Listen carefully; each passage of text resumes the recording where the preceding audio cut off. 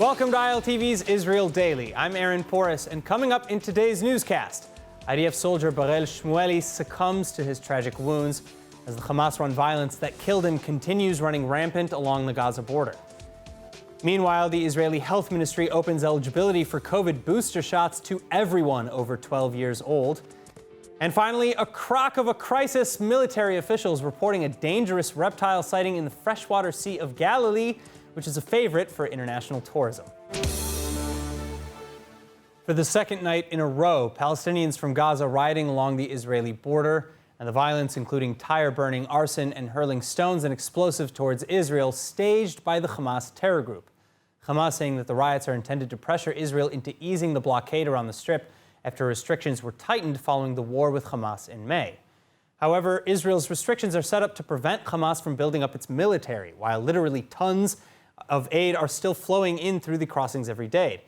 And Hamas is notably refraining from pressuring Egypt, which maintains the other half of the blockade around Gaza.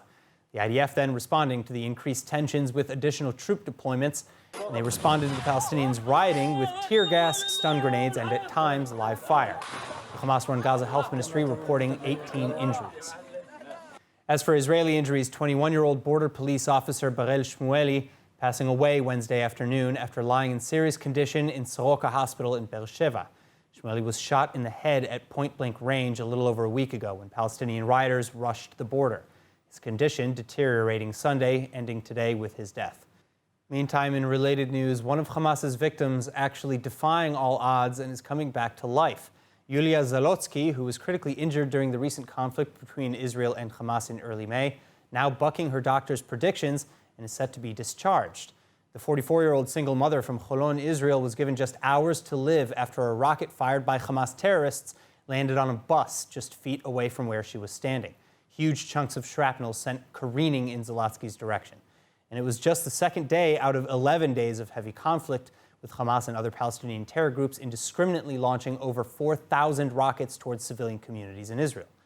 In any case, after rushing to the hospital suffering from shrapnel wounds and massive blood loss, Zalotsky was left comatose and in critical condition. But following 2 months in a coma and over a dozen complex surgeries, including one to amputate her left leg, Zalotsky finally woke up. And now, 3 weeks after opening her eyes, she's ready to head on home to continue with her recovery. Zalotsky saying that she's full of hope and that the idea of someday walking on her own with a prosthesis is keeping her motivated. Now, heading over to the West Bank, Israeli Defense Minister Benny Gantz sitting down in Ramallah with Palestinian Authority President Mahmoud Abbas. And this becoming the first high-level in-person talks between Israel and the PA in over a decade. Though the Prime Minister's office was quick to downplay the encounter, saying that the meeting dealing with security issues only, and that, quote, there is no diplomatic process with the Palestinians, nor will there be. Of course, this statement is drawing heavy criticisms, even from within the government coalition. And joining me to discuss is Middle East expert and lecturer at Barel University, Dr. Mordechai Kedar. Dr. Kedar, thank you so much again for being with us. Now, what is the significance of these talks? Why meet now? Is it just because security cooperation hasn't really stopped despite the lack of meetings in the last 10 years? Well, I think that this meeting was asked by Biden or somebody in his crew in order to see some kind of a process between Israel and Palestinians because they need a quick achievement after what they suffered in Afghanistan. Because this administration today is under very, very vicious attacks from left and right and center in the United States and beyond. So they want to show some kind of a process which is being done under the American pressure or auspice or whatever. And this is exactly what Bennett and Gantz are willing to give to Biden, this photo op between Gantz and Mahmoud Abbas, which will be attributed in the public sphere to the pressures or the asking or demand of the American administration. All right, well, Hamas has actually responded to this meeting saying that it was a stab in the back to the Palestinians and a betrayal of the Palestinian martyrs. How do you see this meeting working with the issues of security along the southern border with Gaza and the negotiations that are ongoing with Hamas. No, there is no connection between what happens with Hamas and what happened with the PA. On the contrary, the more Israel gets closer to the PA, the more is the motivation of Hamas to ignite the issues with Israel in order to show that they are the masters of the scene and not the PA. And this is unfortunately what happens here. Whenever Israel comes to any agreement or deep negotiations with the PA, the Hamas is way much more motivated to carry out all kinds of terrorist attacks, whether it's bombings or these fires which they set up in the perimeter of Gaza, in order to show that nobody can go around Hamas. Everybody has to take Hamas in account, even the PA, not to mention Israel as well. All right, well, security issues aside, this meeting was also supposed to be dealing with civilian and economic issues. Bennett vowed to prop up the Palestinian Authority government and economy despite its failures and ongoing crises. But how long can this really go on? Because, as you mentioned, Hamas is forcing itself into the rhetoric and the discussion, and the PA is in serious trouble with ongoing protests, economic issues, plus Abbas himself is old and not very popular. Well, everybody has to take into account that the longer the PA stays in power, the less its legitimacy becomes. Means that the people in the street, in the Palestinian Authority, especially in the West Bank or Judea and Samaria, see the PA as totally illegitimate entity. First of all, there are no elections. Mahmoud Abbas is there forever, and just like all the Arab dictators, he is not elected. Means his elections were, expired many years ago, and he prolongs his position every year by himself. So this is one thing. Second thing, as you know, Hamas are not even allowed to run to the elections in the PA, although many people, and I would even say the most of the people, would vote for Hamas, not because they side with Hamas politically or culturally, only because they want to get rid of Mahmoud Abbas and his gang.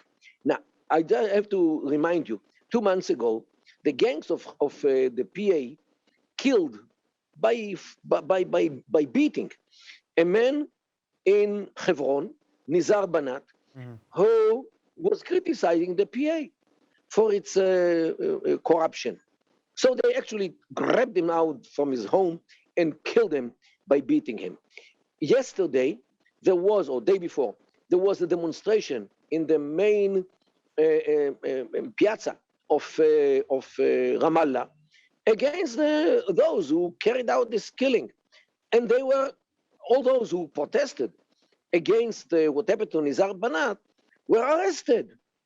Means the PA is no less dictatorship than many other Arab regimes. So again, though, if the PA is illegitimate, and if the PA is illegitimate, but it's the only option outside of Hamas, it seems, then what is Israel to do? No, it is not, Aaron. It's not the only option, and this is unfortunate. What people think, there is another option, the Emirates option, which is the only option which can be implemented on the ground by dismantling the PA and creating 8 Emirates, one in Hebron, based on the Hamulas, based on the families, the tribal clans, separations. based in Hebron, one in Shechem, in Nablus, one in Jenin, one in Ramallah, one in Jericho, one in Kalkilia, one in Tulkarem.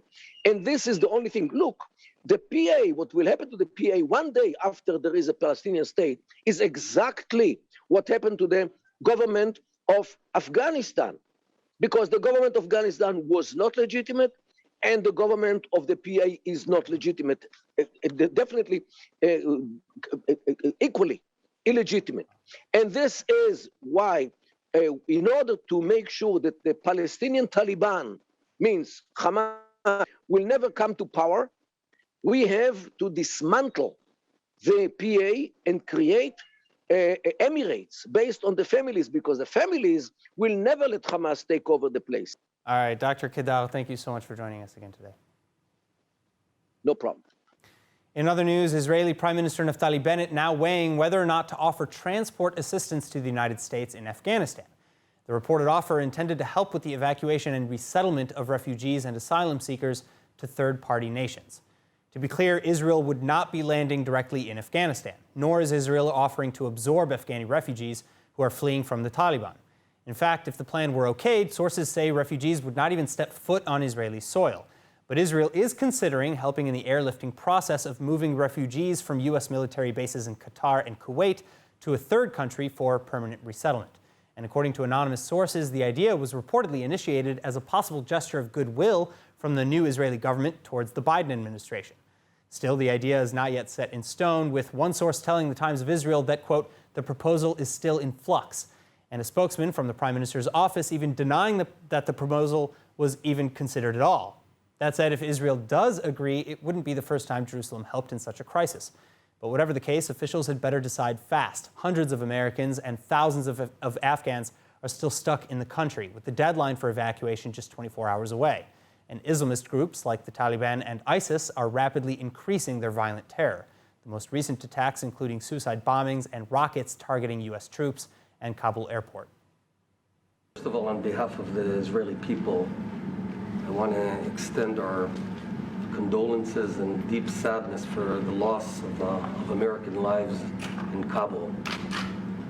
The American service members lost their lives while on a mission to save other people's lives. And that's the very definition of courage and sacrifice. May they rest in peace. Especially on this day, I want to be crystal clear. Israel always stands together with the United States of America, unequivocally. Moving on, it's time to roll up your sleeves again. Israel has officially expanded the eligibility for third COVID vaccine booster shots to everyone aged 12 and older. And government officials are urging the nation to participate as soon as possible, arguing that this is a privilege that no other country has. Hannah Rifkin with the report. היום אנחנו מרחיבים את האפשרות לקבלת חיסון דחף, החיסון השלישי, לכלל האוכלוסייה. ובתנאי שחלפו 5 חודשים מאז המנה השנייה. החל מהיום, החיסון השלישי פתוח לכולם. Surely, but not that slowly, Israel gradually expanding its coronavirus booster shot campaign to include more and more age groups. But the Health Ministry and COVID Cabinet deciding to open the floodgates on Sunday to practically all age groups. This amidst a surge in infections not seen in Israel for almost a year. The infection rate now at over 7.8%, with just under 80,000 people actively sick, 731 of whom are in serious condition, the death toll nearing 7,000. And among those in most critical condition, those who are unvaccinated or only partially vaccinated. Health officials again urging the public then to participate in the vaccine campaign, especially before the school year and the holidays begin. החיסון השלישית מביאה אותנו להגנה כמו שהייתה אחרי מנת החיסון השנייה כשהיא הייתה טרייה. זאת אומרת, יש עלייה פי 10 במוגנות של האנשים אחרי מנת החיסון השלישית. Meantime, so far, the public responding well. The health ministry reporting nearly 80,000 doses being doled out. Young Israelis lining up for blocks within hours of the announcement. And over 2 million Israelis have now received the third dose, with upwards of 14% of just 30 to 39-year-olds receiving the booster less than a week after becoming eligible. The biggest problem then, now lying with the start of the school year.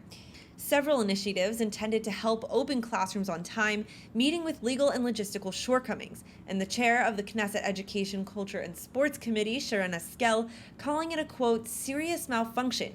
That the final details have not yet been clarified, with less than 48 hours left before school starts. The cabinet meeting again today, though, in hopes of finding solutions. In related news, an Israeli medical breakthrough may soon provide the key to protecting elderly populations from severe infections, including with COVID-19. And the secret? Simple. Just de-age and rejuvenate the body's immune system. Publishing their results in the peer-reviewed journal Blood, Technion Institute researchers Professor Doron Melamed and doctoral student Rem Dori set out to understand why the elderly were so much more susceptible to severe cases of COVID-19, as well as why vaccines seem to be less effective on them and wane more quickly. And what they discovered is astounding. First, the team found that B cells, or B lymphocytes, which are responsible for identifying pathogens and producing antibodies to destroy them, divide into two categories. Raw B cells are produced to encounter new pathogens, and then they become memory B cells, which remember specific previously encountered pathogens. But that's not all. The team also discovered that the body maintains a stagnant number of these B cells, which means that once a raw cell converts to a memory cell, there will be fewer raw cells to identify new pathogens. Thus, the elderly have fewer raw cells to fight off novel infections like coronavirus. So what's the solution? Well, the researchers found that they could override this system in one of two ways. First, by using specific hormone blockers, which trick the body into thinking that there are fewer memory cells. And the second, by literally depleting the patient of their memory B cells. Either way, the body responds by rejuvenating the immune system and restarting raw B cell production. Of course, while the study has produced incredible results so far, there's more studying to do. So researchers suggest that in the meantime, doctors rely on other means to protect the elderly, like frequent vaccinations every 3 to 4 months. And now an interesting phenomenon has begun to trend in Israel after first being recorded further west. Despite high unemployment in the wake of the pandemic, the number of workers quitting their jobs in Israel is likewise reaching record levels. With me to help uncover the reasons for this great resignation is consumer behavior expert Professor Vili Abraham. Vili, thank you so much for being with us again. What is causing this mass resignation? Is it burnout or maybe just jobs elsewhere, remote working? Well, if you look at numbers, first of all, about 23% of all unemployed individuals today have left their jobs. The gap between the academics and non-academics, those who have digital skills and don't have digital skills, has narrowed in the last few years. And this happens more among the unskilled workers, older individuals, and low-wage earners. And I think that they're looking for other ways to make money, to bring home bread and butter. Because I think that today, if you look at the Israeli gig economy, which is an emerging economy, there are a lot of things you can do, and you can certainly make the minimum wage that you would be making if you work as a cashier or you work in the storage room. So I think all of these people are just looking for alternatives. And today, first of all, you can also be self-employed. And if you make up to 100,000 shekels a year, you'd be exempt from paying VAT. And it makes life much easier. So you can be a freelance digital marketer. You can be a consultant. There are so many things you can do today, being self-employed. All right. So how big of a drain is this on the economy, though, to have 20% of the unemployed choosing to be unemployed?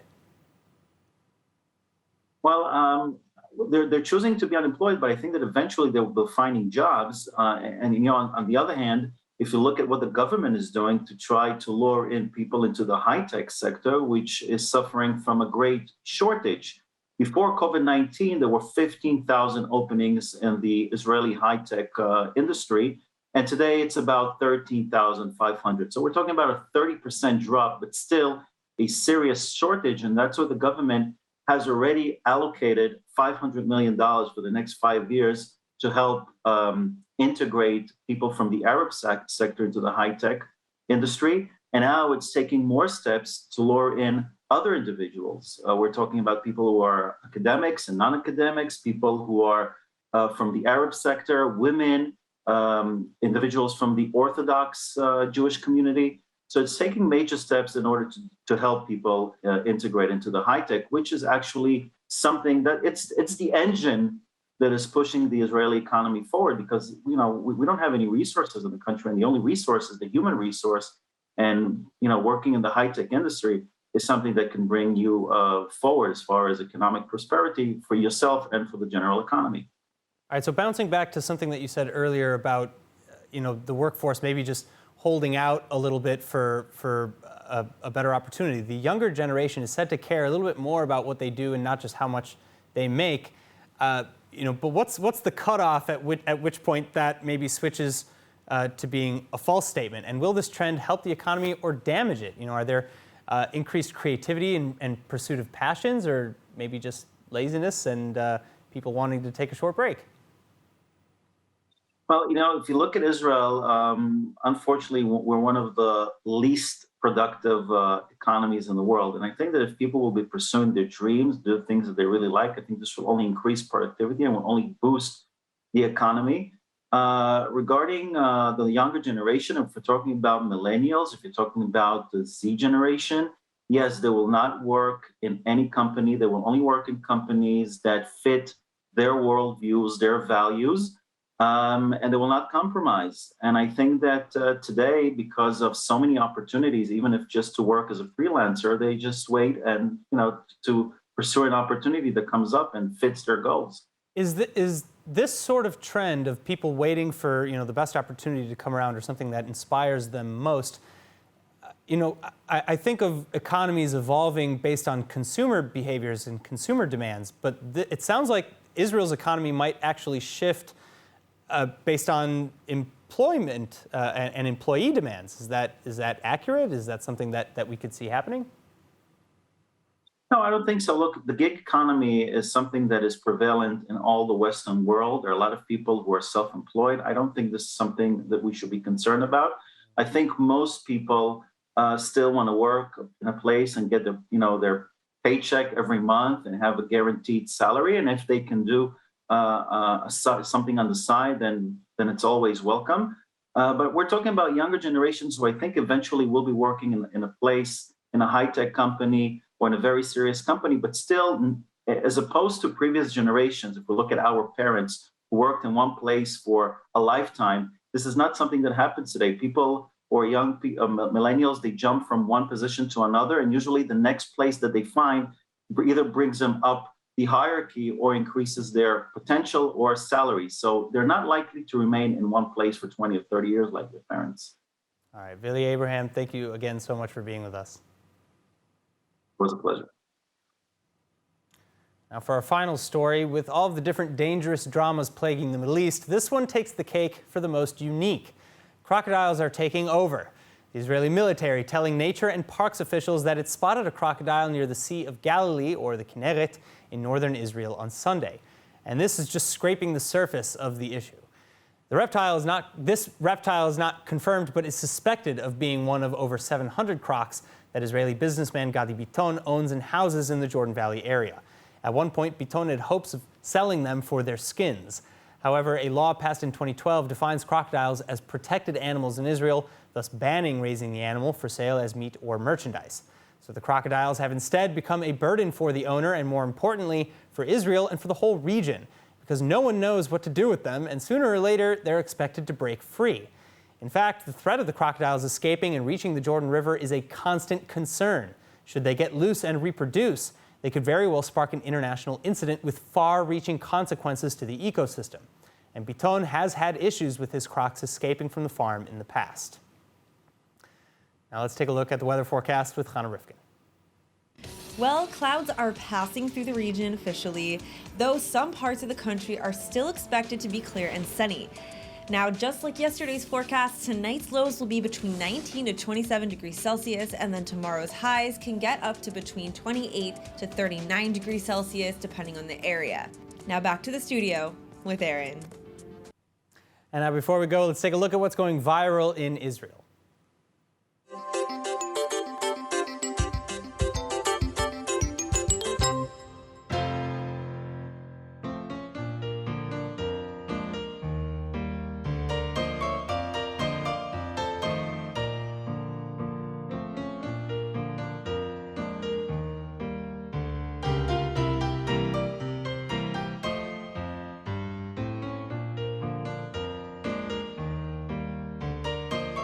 Remote and the couch and the flicking on the window. That's the worst.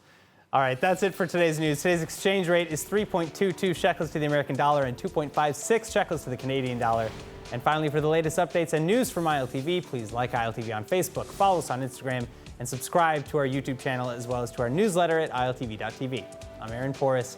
Be well. Thank you so much for watching.